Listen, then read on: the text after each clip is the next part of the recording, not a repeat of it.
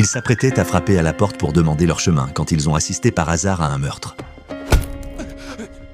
Cette scène les a laissés pétrifiés, complètement désorientés. Avant même qu'ils n'aient pu réagir, le meurtrier les a aperçus. Il a sorti son arme et s'est lancé à leur poursuite, sur le point de tirer. Mais les 3 hommes avaient déjà disparu dans la nuit. Les 3 fuyards se sont empressés de trouver une cachette. Mais dans cette résidence huppée, sans que personne ne leur ouvre les portes, ils ne pouvaient pas sortir. Jack a voulu appeler la police, mais en cherchant son téléphone, il s'est souvenu l'avoir laissé dans la voiture en charge lorsqu'ils étaient descendus demander leur chemin. Entre-temps, le meurtrier avait pris sa voiture et les recherchait. Alors qu'il cherchait un moyen de s'échapper, une lumière s'est soudainement allumée. Ils s'étaient réfugiés dans le garage d'un vieil homme qui les avait pris pour des cambrioleurs. Ils se sont empressés d'expliquer qu'ils avaient été témoins d'un meurtre et qu'on les poursuivait, raison pour laquelle ils se cachaient là. Le vieil homme a estimé que c'était une affaire grave et leur a proposé de se réfugier temporairement chez lui, le temps de comprendre toute l'histoire. Kevin lui a alors raconté tout ce qui s'était passé. Le vieil homme n'arrivait pas à croire qu'on puisse commettre un tel acte, car les résidents du quartier étaient tous des membres de l'élite qui n'auraient jamais dû faire quelque chose d'aussi cruel. Il leur a aussitôt demandé l'adresse exacte. Lorsqu'il a entendu le lieu mentionné par les 3 hommes, le vieil homme s'est retourné brusquement et a saisi son arme,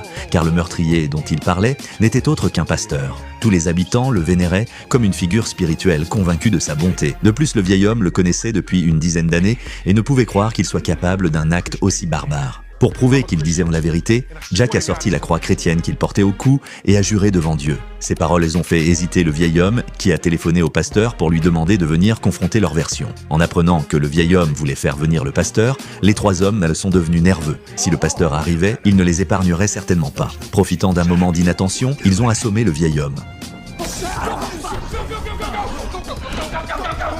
À peine avaient-ils ouvert la porte principale qu'ils ont aperçu le pasteur qui arrivait. Ils n'ont eu d'autre choix que de fuir par la porte de derrière. Le vieil homme qui les poursuivait a failli tirer, mais après un instant de réflexion, il s'est retenu. Tant que la situation ne serait pas éclaircie, il ne voulait blesser personne. Voyant que le vieil homme ne les poursuivait plus, ils se sont arrêtés. Alors qu'ils ne savaient que faire, Kevin a aperçu une fête non loin de là. Dans sa naïveté, il a voulu aller chercher de l'aide, mais Tom, qui avait déjà été échaudé, s'y est opposé. Tom pensait que les gens du quartier ne croiraient jamais 3 étrangers comme eux. Cependant, Kevin, têtu, n'a pas écouté les objections de Tom et a insisté pour aller demander de l'aide. Il a aperçu une femme qui rentrait chez elle et s'est précipité vers elle. La femme, voyant que Kevin n'avait pas de mauvaises intentions, l'a invité à entrer. Kevin lui a tout raconté. Mais lorsqu'elle a entendu que le pasteur avait tué quelqu'un, son visage a changé instantanément. Elle ne voulait ni ne pouvait y croire, car le statut du pasteur dans le quartier était quasiment inébranlable. Néanmoins, voyant la détresse de Kevin, elle a gentiment appelé la police pour lui. Les policiers sont rapidement arrivés en voiture. Après avoir brièvement évalué la situation,